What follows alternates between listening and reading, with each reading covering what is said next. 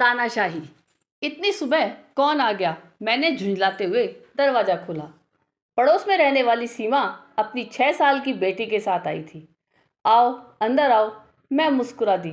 दरअसल आपसे एक काम था। मैं मायके जा रही हूँ 3 दिनों के लिए। मेरे हस्बैंड आते हैं 8 बजे और खाना बनाने वाली आएगी 6 बजे। आप प्लीज़ उसको चाबी दे दीजिएगा। वो खाना बनाकर चाबी आपको वापस दे जाएगी। एक सांस में इतना कुछ बोलकर उसने चाबी का गुच्छा मुझे थमा दिया। उसकी बेटी आंखें फाड़ फाड़ कर पिंजरे की ओर देख रही थी। मम्मा, देखो तो आंटी के यहाँ कितनी सारी बर्ड्स है, कितनी सारी है। सीमा ने लपक कर देखा। हाँ, इनकी आवाज़ तो आती है मेरी बालकनी में। वाकई बहुत सुंदर है। अच्छा भाभी जी, मैं चलती हूँ, बहुत पैकिंग करनी है। थैंक यू सो मच इस चाबी वाली मदद के लिए।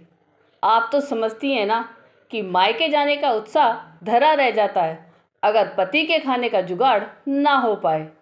आप कैसे मैनेज करती हैं जब आप मायके जाती हैं? उसने तो ऐसे ही पूछ लिया, लेकिन मैं घायल हो गई। मैंने नकली मुस्कान लाते हुए कहा, मेरे पति संदीप तो मेरे साथ ही जाते हैं हमेशा।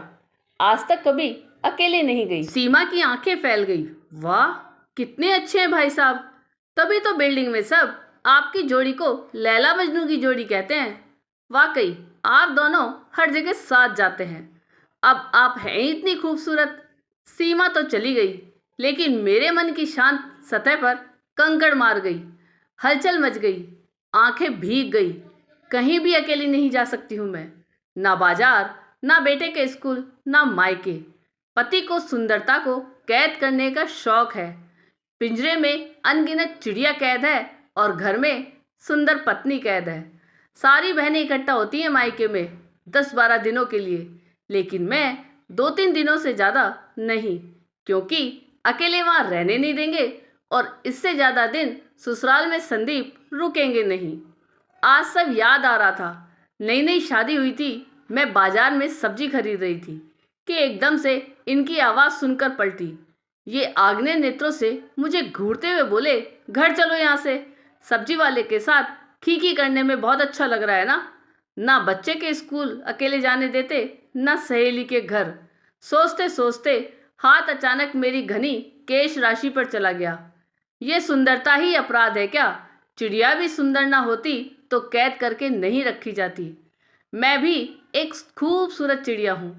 3 दिनों बाद सीमा लौट आई और अक्सर हम शाम की चाय पर मिलने लगे, लेकिन हमेशा मेरे घर पर।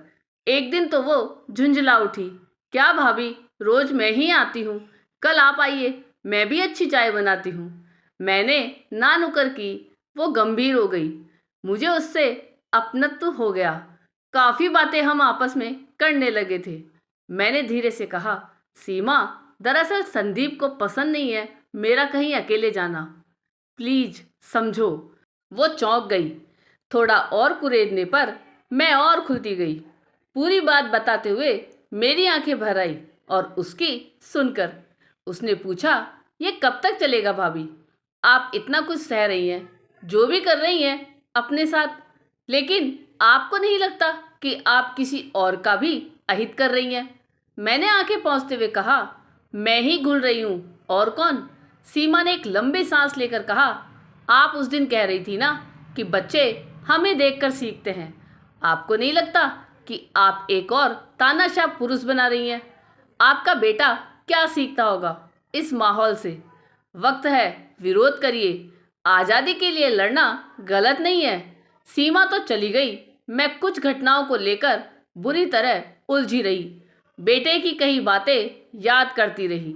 मम्मी, लड़कियां घर में रहती हैं, लड़के बाहर जाते हैं। लड़कियों को हर काम लड़कों से पूछकर करना चाहिए। बॉयज़ लोग को गुस्सा आ जाता है तो वो चिल्लाते हैं। किस गर्त में धकेल रही हूँ अपने बच्चे को? क्यों नहीं विरोध करती हूँ? बेटे के जीवन में आने वाली लड़की क्या मुझे माफ़ करेगी कभी?